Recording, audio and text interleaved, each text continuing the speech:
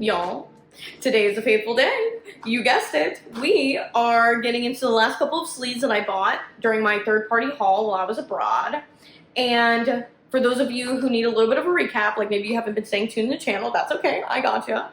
Basically, earlier last month, I went to Italy, and while I was there, I noticed there's a whole bunch of pods that I have never seen here in the US, and so I thought to myself, why not, you know, buy a couple and try them on the channel? So over the last couple of videos, we've been trying different pods that I bought there, whether it be compostable pods or other third-party pods. And today we are getting through the last two sleeves. We're getting through the Caffe Verona Ristretto pod, and we're getting through the Italian Roast Espresso pod. And they're both like collaborations from Starbucks and Espresso. So the real question is, which one am I going to try first? Vote now on your phones. I think we should do the Caffe Verona Ristretto. I think they have a Verona in the 8-ounce pod for the Virtuo. I think I tried it here on the channel if I'm not mistaken. I'll have to go back and look at that. But I'm interested to see what the original line is going to be like. So let's try the Verona first, and then we'll end with the Italian style roast and close out the video. Now I will say this video is still going to be a little bit of a doozy despite trying two sleeves, because they do recommend it in quite a few ways for each pod. So we're going to break that down, we're going to try it, and we're going to get into it. So first things first, they recommend it as a ristretto and espresso, iced and with milk. So we're going to try it kind of like we did last time, except not in a lungo form, but in a ristretto form. So we're going to try it in a ristretto and an espresso, and then we're going to put both those options over ice and with milk. Again, they might say like ice or with milk. I'm going to be honest with you, I'm an ice gal through and through, as I keep reiterating on this channel. So we are just going to try it the way I would prefer it, which is over ice and with milk. So that's going to be that one. But getting into some of the notes, it says here that it has roasty, sweet, and dark cocoa notes. So this is kind of promising, because I'll be honest with you, I don't usually like intense coffees, right? If you've been here long enough on the channel, you'll realize that. But it does, you know, I do like a nice complex intensity, right? And I do like dark cocoa notes in more intense coffee. So we'll give this one a shot. But basically, it's saying that this coffee is one true love and three names. We created it for a Seattle restaurant in 1975 as Jake's Blend. People loved it so much that we began scooping it in our stores as an 80-20 blend after the recipe. The love was so strong, we finally made it official, calling it Verona after the city that inspires so many. So basically, it has its little origins here, I guess, in America, in Seattle, and then they started bringing it abroad. So that's kind of cool. I like that. But it's supposed to be an intensity 11, so very, very intense. Have those cocoa notes, have those like sweet notes. So I say we get into it. Let's try it as a ristretto first. Giving you a little up-close pod action, we do have a very similar color to the 8-ounce pod in the Originalline, that nice warm purple color. And then much like any other Originalline aluminum capsule, they have like the little name on top of it for Starbucks, that green dot, and then the little Starbucks logo on the back. So not super adventurous, but let's give it a sniff. I kind of like that. It smells very like cocoa-y, very sweet, which really is catching me off guard because I was not expecting that. Like, you can definitely smell that it's kind of roasty and intense, but it's also very much complemented kind of like by a sweet smell at the very end, which I really like. So let's try it. Y'all, I'm kind of lost for words because I really didn't expect to like this pod that much, especially because I don't think I really rated the 8-ounce pod that high. But in the ristretto form anyway, which might have something to do with how much I like it, I think that brewing it on the ristretto anyway creates a nice balance of like bitter and sweet. The only way I can really like compare it is like comparing it to dark chocolate, where you know how you have like that little bitter note, but you also have some sweetness there, and it kind of keeps coming back for more, right? Like that give and take. And I think this coffee does the exact same thing. It's very rounded out, really balanced, but also kind of intense, kind of roasty. And I think that has something to do with the nice like cocoa notes in there that are brought out by the roastiness of the pod and really complemented by the ristretto brew. So I'm interested to see how it's going to be like in the espresso form, because I don't really think I liked the 8-ounce version of this Verona pod when I tried it back then. And maybe it's because it had more water volume. Maybe it has to do with the way that they process the beans for that little sleeve that I got. But I'm interested to see how brewing it on the espresso setting will impact the taste. But so far, I rate this a solid 8.5 out of 10. If this was available in the grocery store, I would definitely buy it again. It is up my alley, especially if we're talking about an intense pod. Usually I don't buy those very much because I'm so afraid of like the intensity, or it doesn't really complement a lot of the syrups I have. Like maybe it's just the flavoring in there just doesn't complement a lot of the coffees I tend to make at home. But this, I feel like with that dark chocolate note, with that roastiness, it would still shine through in an iced beverage, but complement a wide variety of syrups in my opinion, especially ones that are like, you know, of course, mocha and, you know, vanilla and caramel. Which very basic flavors, right? But also really nice to have in your repertoire when you're like not wanting to get a whole bunch of different syrups to pair with a whole bunch of different types of pods. So I really like this. Again, solid 8.5 out of 10, but I'm interested to see how the espresso version compares. But I think before we try the espresso form, I am going to try to put this over ice with a little bit of milk and see if that's something I like. Okay, we have ourselves a little iced latte moment. I will say I didn't have a whole lot of Ristretto left over once I tasted it. So I did decide to brew another Ristretto pod. So the ice is melting a little bit faster than I would have liked to because it was a little bit more of a hot pod. But let's give it a try. Okay, hot take. This is not my favorite pod over milk and ice. However, I can appreciate the fact that it's still very intense and the flavor of the pod still very much shines through with that milk and ice. I'm getting less cocoa notes now, which is something that I was really hanging on to and really enjoyed when I was trying the pod just as is. I'm assuming it's pretty natural for, you know, water and milk to kind of drown out some of the complexity and flavor of any sort of coffee that you try with it. But I do like it. I don't think it's bad by any means. It's just definitely not my favorite pod over ice and milk. But for those of you who really like iced beverages like myself, it is very reassuring for, you know, hot summer seasons like this, where you can kind of pair this pod with ice and milk and you'll still get that nice roastiness, that nice intensity from the pod so that your syrups just don't like drown out the entire taste of the coffee. Because I do really like, you know, to taste the coffee and the complexity even when I'm having iced lattes. So rest assured you'll still get a lot of that flavor that you enjoy from your coffee with this pod, which is really nice. It doesn't impact my rating, but I say we get into the espresso version of the pod. Honestly, not too much of an aromatic difference between the Ristretto and the espresso form. I think this one smells a little bit less intense than the Ristretto form did, but it still has a lot of that nice, like, dark cocoa-y smell. So let's give it a taste.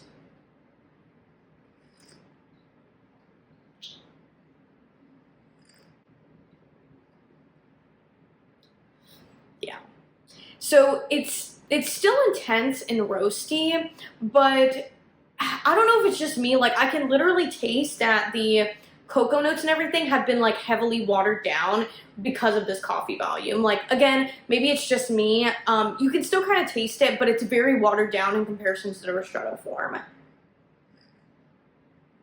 Again, still roasty, still intense, a little bit of that acidity in the beginning like the Ristretto form, but it's just losing out on that nice, like again, balance between the bitter and the sweet. So with that being said, I really like the Ristretto form more than I like the espresso form, and I'll be having it more so on the Ristretto form for that reason. But let's put it over ice and milk and see what we think. Yeah. You can still taste some intensity, but I'll be honest with you, it's so watered down at this point. I think that I prefer it even watered down a little bit in a Ristretto form latte. I prefer it. So just a Ristretto form all the way is really how I plan to have it going forward. Now that I've tried the two ways, which I'm glad I did, because usually like I'm one of those people that just likes the espresso coffee volume, and I'm like, I'm gonna keep it like that. I don't want to like mess with my latte, you know, like in terms of the amount of ounces or anything like that I need to add milk wise or syrup wise.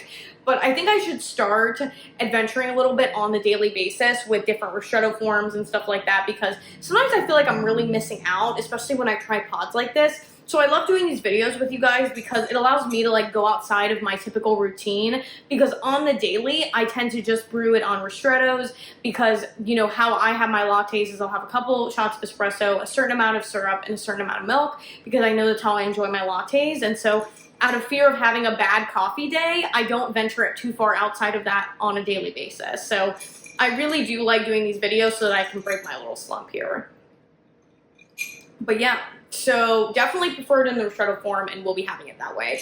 I usually don't try like espresso shots or Ristretto shots plain, but honestly, the Ristretto shot with the Caffe Verona was really, really delicious, and I think TJ will really like it. So I'm excited for him to try it when he gets home. But without further ado, I think we move on to the Italian style roast, because I'm a little bit scared about that. Like, they're still the same intensity, but I feel like that's going to be a little bit more intense in the Caffe Verona for some reason, or at least a little bit more acidic, I should say. So why don't we transition and give that one a try.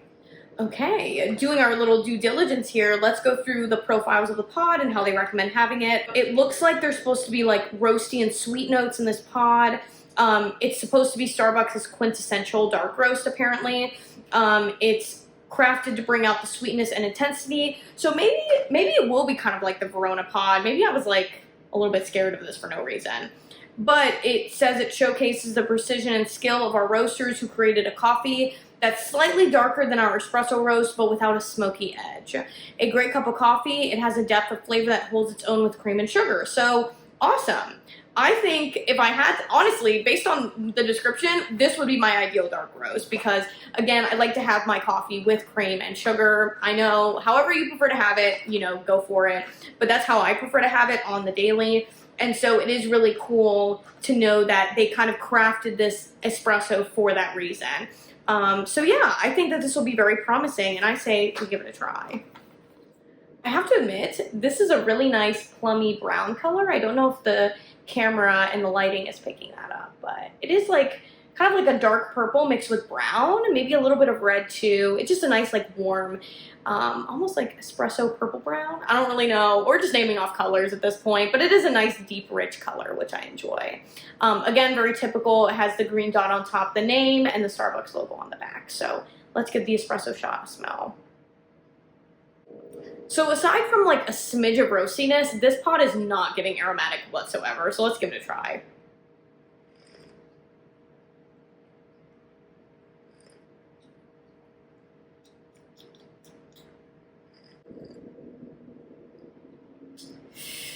Okay.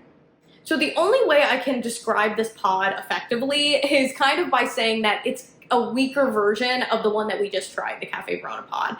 And I know that sounds weird, but bear with me, okay? So this pod, it does have some sweetness to it, but overall, it just kind of tastes a little bit roasty and quite mellow and quite balanced. So with that being said, I think if you're somebody who really likes just straight up espresso drinking, you like having like a nice mixture of flavors when you try your espresso, I think you're probably going to like the Caffe Verona more, because it has that nice, you know, give and take of that bitter and that sweetness.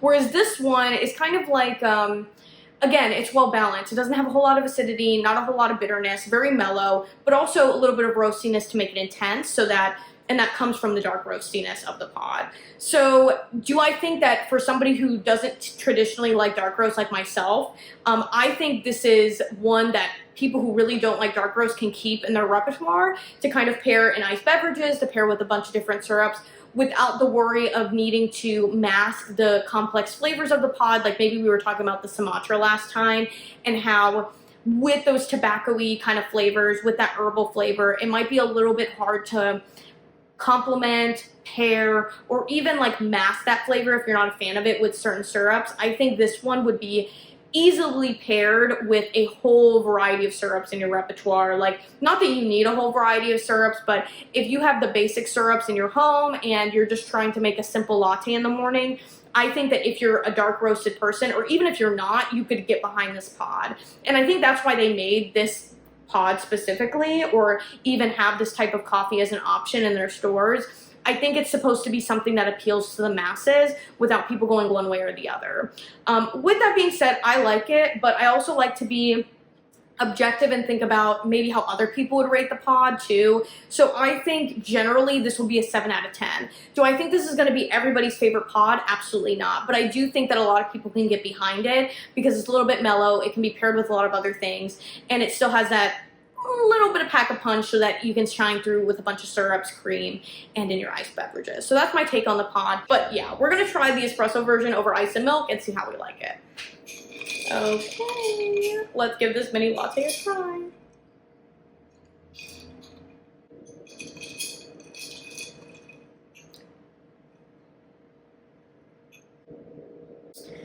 Okay, yeah, I mean, it's good. It's fine. Like, you know what I mean? It has some nice intensity, again, as we expected. It's going to pack a little bit of punch over your, you know, cream, over ice, which is nice, right? Like, I think that was, again, the point of the pod, to make it not super complex so that it can be enjoyed by a wide audience. So I can appreciate that. Again, do I think, like, overall it's going to be everybody's favorite pod? No. So I think a 7 out of 10 rating is appropriate for this, just because it's not a bad pod. Like I said, I would pick it up in the grocery store because I do enjoy the flexibility on a daily basis to pair it with a wide variety of things. So I do like that as a pro. The con is that you're not getting a whole lot of, like, yummy flavor when you're just trying the pod by itself or with milk and ice. So take that as you will, but I think a rating of 7 out of 10 is appropriate. Let's try the Lungo.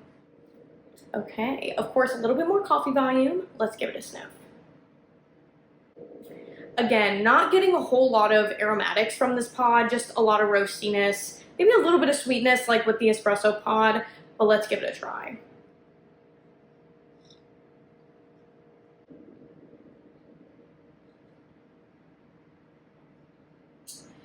So, I will say that I usually don't like Lungos, okay? And we all know this. I often think they taste like, you know, dirt, watered down dirt.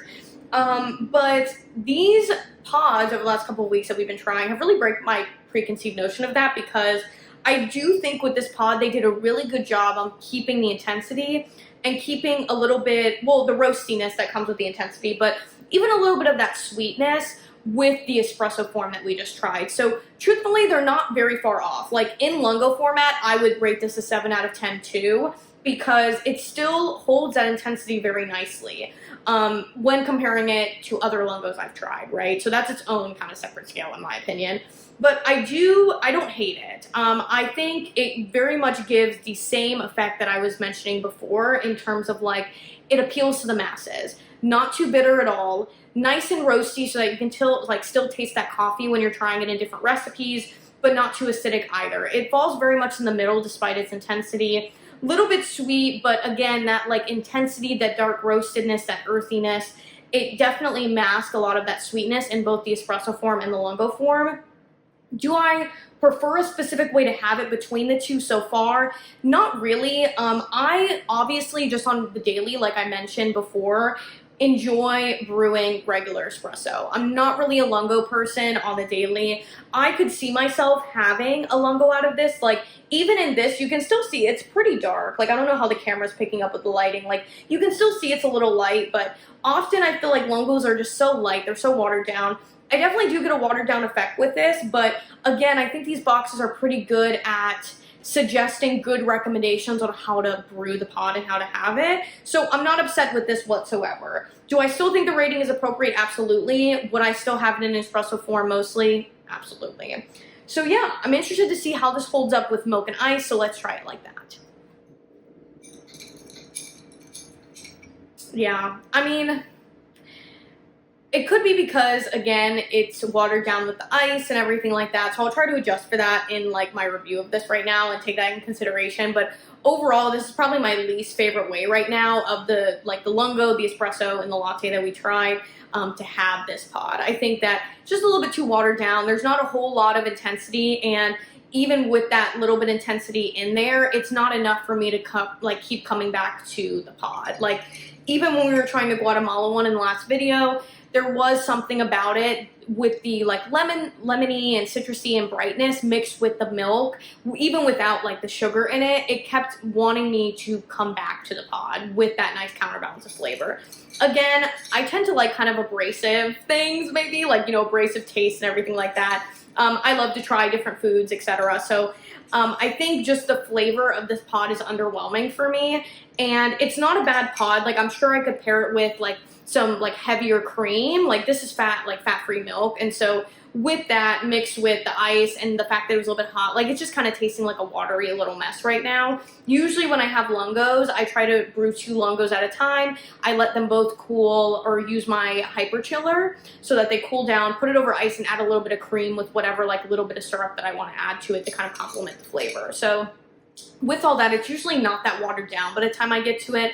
This one, of course, like that, again, the ice is melting pretty fast, so I'm trying to adjust for that. But generally, I think that this is my least favorite way to have it in comparison to even the espresso latte that we had in the espresso form, and even the plain lungo. So take that as you will. I won't be having it in a lungo format, just again, because that's not on my regular, but I could see myself having the espresso form, and if this was something at my regular grocery store that I could pick up, I'd be happy to pick it up. So take that as you will, but I think that closes out these couple of pods, okay? Okay, guys, well, that is the end of our little third-party pod series of the pods that I got in Italy. I know, it was such a fun ride. I'm glad that I got to share them with y'all. And speaking of the end of things, now that I have you here and can provide some updates, this is also the end of an era. This will be the last video I film in this apartment, I believe, until I move over to the next one and can get my coffee bar set up. So this will be a journey. This will be a journey. I'm very excited for it, and I'm excited to take you guys on that journey of like finding coffee bar furniture, getting it set up. So we'll see how the coffee bar is looking on the flip side, you know what I mean? But in the meantime, I will have some content up, at least coffee related stuff, in the next couple of weeks as well. So don't fret, don't fret. There will still be content coming up. It just might take me a little bit longer to edit everything while on the road and getting everything settled at the new place. But I'm so excited to move on to these next steps and take you guys with me. But if you do have any requests for upcoming content, you guys know I'm always looking forward to it. So please feel free to comment down below any recipe recommendations, any content for future videos, or just any questions you may have. Okay, well, thank you guys as always for tuning in, and I'll see you guys on the flip side.